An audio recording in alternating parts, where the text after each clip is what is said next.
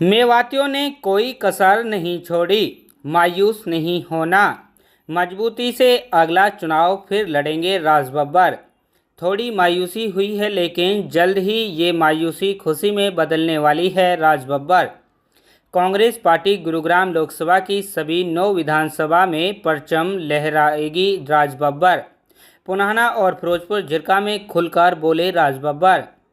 गुरुग्राम से कांग्रेस के लोकसभा प्रत्याशी रहे एवं पूर्व सांसद राजबब्बर मंगलवार को नूंह के पुनाहना और फिरोजपुर झिरका विधानसभा में कार्यकर्ताओं से मिलने पहुंचे, जहां पर उनका फूलमाला और ढोल नगाड़ों के साथ जोरदार स्वागत किया गया।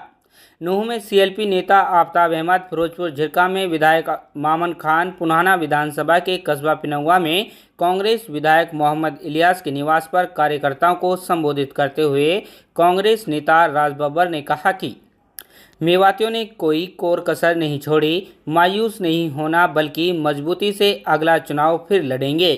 उन्होंने कहा, हार से थोड़ी मायूसी जरूर हुई है लेकिन ये मायूसी जल्द ही खुशी में बदलने वाली है, क्योंकि कांग्रेस पार्टी गुरुग्राम लोकसभा की सभी 9 विधानसभाओं को जीतकर हरियाणा में कांग्रेस सरकार बनाने जा रही है। राजबब्बर ने कहा कि हार जीत तो होती रहती है लेकिन ये हार नहीं है बल्कि हमने मात्र 18 दिन की मेहनत से बेहतर चुनाव लड़ा है। ये दीगर बात है कि समय कम रहने के चलते कई इलाकों में प्रचार करने तक नहीं पहुंच सके। उन्होंने कहा कि मेवात या गुड़गांवा, बादशाहपुर, रेवाड़ी सभी इलाकों के मुद्दों को वे सरकार और प्रशासन के सामने मजबूती से उठाते रहेंगे और सभी समस्याओं का समाधान करेंगे। वे अब मुंबई जाने वाले नहीं हैं बल्कि गुड़गांवा लोकसभा में ही रहकर यहां के लोगों की समस्याओं का समाधान करेंगे। राजबब्बर ने कहा कि वे कांग्रेस कार्यकर्ताओं से बातचीत कर जल्द ही सभी विधानसभाओं के गांव-गांव जाकर धन्यवादी दौरा शुरू करेंगे और लोगों को समस्याओं का समाधान कर सके। वही हर विधानसभा में एक दिन समय फिक्स करने जा रहे हैं जिसमें लोगों को परेशानियों को सुना जा सके। राजबब्बर ने कहा कि मेवात मोहब्बत वाला इलाका है, मेवात ने उसे बहुत प्यार दिया है। मेरा फर्ज बनता है कि गांव मोहल्ले तक पहुंचकर लोगों की समस्याओं का समाधान कर सकूं। वही जनता जान चुकी है कि प्रदेश में अगली सरकार कांग्रेस की आने वाली है। थोड़ी मायूसी कार्यकर्ताओं को लगी थी, जल्दी ही वे खुशी में बदलने वाली है। उसके इरादे मजबूत हैं, जो कमी रह गई थी उसे पूरा करूंगा। आज मुल्क को कांग्रेस की ज़रूरत है। राजबब्बर ने कहा कि मैं अकेला आया था और काफिला इतना बड़ा हो गया कि अब मेवात, रेवाड़ी, गुड़गांवा मेरा घर बन गया है। अब यहाँ से मैं वापसी जाने वाला नहीं हूँ। इस मौके पर पुनाहना से विधायक मोहम्मद इलियास, फिरोजपुर झिरका से विधायक मामन खान, कांग्रेस नेता जावेद खान, कांग्रेस नेता नूरुल हसन आदि नेताओं ने राजबब्बर का जोरदार स्वागत और धन्यवाद किया। खबर हक टीवी के लिए तस्लीम अलवी के साथ यूनुस अलवी की रिपोर्ट। पहले के दिन ही मेवात पहुंचे हैं, क्या कहेंगे? देखिए, पहली बात तो ये कि मैं ये नहीं मानता कि मैं किसी लड़ाई में हारा हूँ, बल्कि मैं ये कहूँगा कि जिस तरह से लोगों ने मुझे अपने दिलों में बसाया है, मुझे 7.5 लाख परिवारों ने, 7,33,000 जो परिवार हैं, उन्होंने मुझे यहाँ बसाने का काम किया है और मैं बिल्कुल भी किसी चीज़ से मायूस नहीं हूँ। हाँ, ये ज़रूर है कि मेरे हाथ में सर्टिफिकेट नहीं आया, कोई लेटर नहीं आया, पर मेरे हाथ में बहुत लोगों की दुआएं, मेरे सिर पे मुझे आशीर्वाद मिला है, मुझे वो ऊर्जा मिली है जिसकी वजह से मुझे मैं मुतमईन हूँ, मैं बिल्कुल तैयार हूँ इस बात के लिए कि अब मुझे यहाँ पे काम करना है। लोगों ने मुझे काम करने के लिए यहाँ पे रोका है। राज साहब, जिस तरीके से शुरुआत में, क्योंकि आपको प्रचार करने का मौका नहीं मिला, क्योंकि 3 तारीख को आपने फार्म पर्चा भरा, उसके बाद 5 तारीख से आपने प्रचार शुरू किया और देखते हुए 18-17 दिन में आपने इतना हुआ। उस टाइम आपके ऊपर बाहरी का तमका भी लगा, लेकिन क्या उसका कुछ असर हुआ? खासतौर मेवात में तो नहीं हुआ, क्या उसका देखने को मिला? मैं बिल्कुल, आपने बहुत सही फरमाया कि मेवात में ये असर नहीं हुआ, क्योंकि मेवात के अंदर एक ज़ाती तौर पे भी कहना चाहिए कि लोगों के अंदर ये प्यार भी था और कुछ हमारे लीडरशिप ने, कुछ यहाँ के मेवात के तमाम लोगों ने, मैं पार्टियों की बात नहीं कर रहा हूँ, मेवात में रहने वाले उन तमाम लोगों ने कहीं ना कहीं ये फैसला किया था कि इस बार जो है वो कांग्रेस की तरफ उनका रुझान होगा, और वो नज़र भी आया। लेकिन दीगर जगहों पर जो है वो थोड़ा सा एक वो शक शुबा था कि राजबब्बर चुनाव लड़ने आया है, अगर ये मैं पता नहीं यहाँ नहीं, अगर मैं थोड़े से वोट से अगर ये हार गया या कुछ हो गया तो वापस चला जाएगा, तो फिर हम लोगों का क्या होगा। और वो उनका सोचना, क्योंकि आज मुझे कुछ लोगों से सुबह में मिला और उन्होंने बहुत कहा कि हमने आपको वोट नहीं दिया, लेकिन मेरे गले से उन्होंने मिल के मुझसे कहा कि हम माफ़ी चाहते, हमें भरोसा नहीं था कि आप इतना वोट ले जाओगे। अगर ये हम लोगों को भरोसा हो गया होता तो ये शायद इसका रिजल्ट कुछ और ही होता। मैंने कहा कोई बात नहीं, मैंने कहा आपका ये सोचना ही मेरे लिए बहुत बड़ी बात है कि आपको अब यकीन आया है। तो हो सकता है ये मेरी अब में कहीं कमज़ोरी रही कि मैं सिर्फ इतने ही परिवारों तक पहुंच सका, 40-42 हज़ार जितने भी जो लोग थे उनसे मैं अपनी बात कह सका, पर हर रोज़ 18 दिन में तो चुनाव था, तो जितना जहाँ तक हम पहुँच सके, मेरे साथी पहुँच सके, मेरे लीडर पहुँच सके, मेरे तमाम सरपंच हैं या जो भी प्रधान हैं या जो भी चौधरी हैं, जिस तरह से वो लोग जो हैं वो गए हैं मेरी बात पहुंचाने के लिए, हम और ज़्यादा नहीं पहुंचा पाए। तो चुनाव के टाइम पे देखा गया है कि मेवात को कम टाइम मिला, बहुत कम टाइम मिला। अगर जाए तो एक शुरुआती दौरा था, और फिरोजपुर और नूह को तो वो भी रद्द, क्योंकि घटना हो गई तो उसे रद्द कर दिया गया। तो जो बाहर आपने लोगों से मुलाकात की है, क्या उसका नतीजा सामने आया जो मुलाकातें की? पता नहीं, मुझे ये लग रहा था कि मुझे थोड़ी और मेहनत करनी चाहिए उधर गुड़गांव, बादशाहपुर और जो है रेवाड़ी और बावल और तमाम जगहों पे, पता नहीं ऐसा कुछ रिश्ता सा बन गया था यहाँ। मैं बहुत मुतमईन था। यहाँ के लोगों ने चुनाव में मतलब कि सोचा ही नहीं कि मैं भारी हूँ कहाँ, और उनको किसी तरह का ये भी खौफ नहीं था, क्योंकि मोहब्बत करने वाले लोग हैं और अपने फैसले जो है वो दिल से करते हैं, दिमाग से कम करते हैं। और तो इनके दिल का फैसला था कि हमने कांग्रेस को वोट देना, और ये मैं भी इन दिल वालों को दिल से ही सोच जाना हूँ। तो मैं जानता हूँ मैं भी थोड़े फैसले ऐसे ही करता हूँ, मैं दिमाग से कम करता हूँ। तो एक बात आई कि 25 तारीख को चुनाव हुआ, वोटिंग हुई, और 4 तारीख को काउंटिंग हुई, यानी करीब 9 दिन का फर्क बीच में था।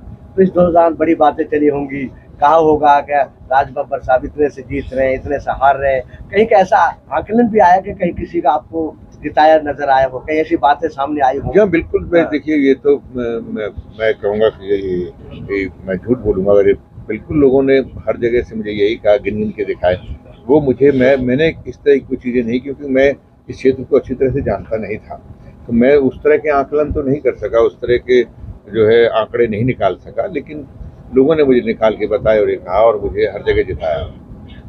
और जो चीज़ें हुई हैं वो आज सुबह जिन लोगों से मैं मिला हूँ, वो मैं उससे समझ गया कि 25 तारीख को कोई ये नहीं कह सकता कि मुझे यादवों ने वोट नहीं दिया, कोई ये नहीं कहता मुझे पंजाबियों ने वोट नहीं दिया, कोई ये नहीं कहता मुझे ठाकुरों ने, ब्राह्मणों ने या प्रजापतियों ने या गुजरों ने या जाटों ने वोट नहीं दिया। मुझे सब ने वोट दिया। कोई ऐसा बूथ नहीं था जहाँ मुझे लोगों ने वोट ना डाला हो।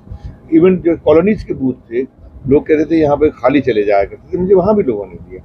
तो बस यही कह सकता हूँ कि मैं अपनी बात को पहुँचाने में थोड़ा मेरे पास वक्त कम था। तो आपने बात कही, मैं यहाँ चुनाव लड़ने नहीं आया, ना किसी पार्टी के ना किसी नेता के, बल्कि बसने आया हूँ। तो अब क्या फैसला किया है? बस गया, बस जबान देता है राजबब्बर, एक बार जो कह देता है तो करता है। मैं यहाँ पे अपना घर जहाँ पे अभी रह रहा हूँ, मैं वहाँ पे अभी रुकूंगा जब तक मेरा दूसरा नया घर नहीं बन जाता। लेकिन मैं जा नहीं रहा हूँ, मैं यहीं हूँ। और मैं यहाँ होने के साथ साथ मैं अपने प्रोग्राम बनाने वाला हूँ कि मैं किस तरह से पूरे क्षेत्र में लोगों के बीच में जाऊँगा, कि भाई मैं हर रोज़ 2 कॉन्स्टिट्यूंसी करूँगा या हफ्ते में कैसे करूँगा, कैसे मैं इस चीज़ को, या एक हफ्ते में 2 कॉन्स्टिट्यूंसी करूँगा, कि मैं 9 कॉन्स्टिट्यूंसियों में घूमना चाहता हूँ लोगों के बीच में।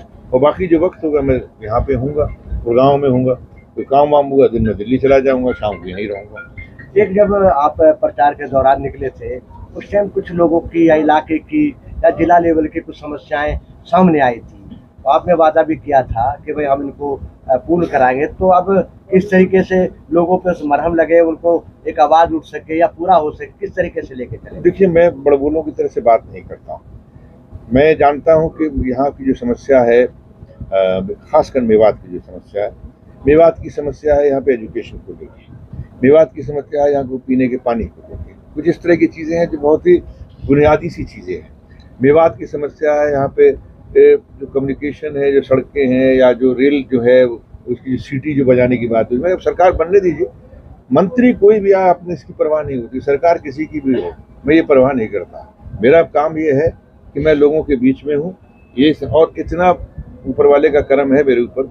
मेरे बेशक कोई मेरे पास में तमगा हो या ना हो, कोई सर्टिफिकेट या कोई मेरे पास में लाइसेंस कोई सांसद संसद का हो या ना हो, लेकिन मैं उनके दफ्तर तक सीधा पहुंच सकता हूँ और उनको यहाँ की ज़रूरतों के बारे में बता सकता हूँ। अगर वो ज़रूरतें पूरी नहीं करते हैं तो किसी पार्टी की भी क्यों ना हो, वो उतना भी जानते हैं कि मैं बहुत ज़ोर से बोलने वाला आदमी है, नुकसान करूँगा उनका। और यहाँ सिर्फ जो है एक ही ये सोच के कि मेवात के अंदर सिर्फ मुसलमान रहता है, ये गलत फहमी है। बिल्कुल आपने जिक्र किया तो मुसलमान रहता है। अभी जो है 31 जुलाई को जो हिंसा हुई थी लखनऊ में, तो क्या उस बात से भी आपको कुछ डर लग रहा था?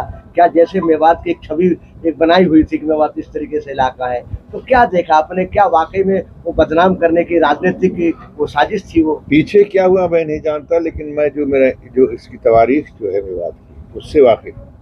ये मोहब्बत करने वाले लोग हैं, ये सांझी विरासत वाले लोग हैं, ये वो लोग हैं जिन्होंने मुगलों का मुकाबला किया, ये वो लोग हैं कि जो आरएसएस या बीजेपी जिसकी रोटियां खाती है सरकार, वोट मांगते हैं, वो ये कहते हैं मुगलों की औलाद। तो ये तो कम से कम मुगलों के साथ में लड़ने वाले लोग हैं, जिन्होंने राणा सांगा के साथ देने वाले लोग हैं। तो ये तो मैं इस पूरे इलाके की, इस पूरे खित्ते की बहुत इज्जत करता हूँ कि सही माने में ये अपनी ज़मीन से मोहब्बत करने वाले लोग हैं, अपने अतराफ लोगों से जो है, अपने आसपास के लोगों से मोहब्बत करने वाले लोग हैं। और मैं मेवात का चाहे हिंदू हो या मुसलमान हो, उसकी ज़रूरतें हैं कम्युनिकेशन की, उसकी ज़रूरतें हैं ट्रांसपोर्टेशन की, उसकी ज़रूरत है रोज़गार की। इसके लिए हम जीत के कोई भी क्यों ना गया हो, उसके हाथ में सर्टिफिकेट होगा जीत का, लेटरहेड होगा, लेकिन हम भी बाहर खड़े होकर उनके लेटर कहेंगे भैया लिखो इस काम कैसे कराते हो हमारे लोगों से, हम तो उनमें से। दूसरा मोहब्बत से करो ना, मैं ये तो नहीं कर रहा हूँ कि मैं अपने लेटर दे रहा हूँ, भाई मैं तुम करो, अपने लेटर पर साइन करके दो, मुझे काम करा के दो। अभी होती रहती है, कुछ दिन बाद फिर यह हार खुशी में बदलने वाली। आपका इशारा विधानसभा की ओर था और 9 विधानसभा है, आपने कहा है क्या 9 विधानसभा में हाथ का पंजा क्या इसके करेंगे कि 9? बिल्कुल, मैं देखिए क्या होता है, एक लोगों का ना एक यकीन होता है कि भाई हाँ आने वाली सरकार जो है ये है। अब इसके मामले में मेरे ख्याल से कोई भी किसी भी बिरादरी, किसी धर्म, किसी मजहब का आदमी है, वो ये समझ रहा है कि आने वाली सरकार जो है कांग्रेस की है हरियाणा के अंदर। तो जब आने वाली सरकार हरियाणा में कांग्रेस की है तो मैं लोगों के बीच में जाऊँगा।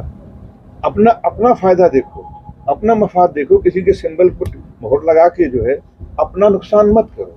जब आपको पता है कि कांग्रेस सरकार आने वाली, तो 9 के 9 जो विधायक हैं वो कांग्रेस के जिताओ। जब जिताओगे तो राजबब्बर आपको यकीन के साथ में कहता है कि मेरी सरकार से जो यहाँ कांग्रेस की बनेगी, अगर खिलाफ भी खड़ा होना पड़ा मैं काम करा के लाऊंगा। अभी आपने कहा खिलाफ भी खड़ा होना पड़ा, विधानसभा आ रहे हैं, अगर पार्टी आपको या राज्यसभा की ऑफर करती है या चुनाव लड़ाने की, विधानसभा के चुनाव लड़ाने की तैयारी करती है, कौन सा कबूल फरमाएंगे?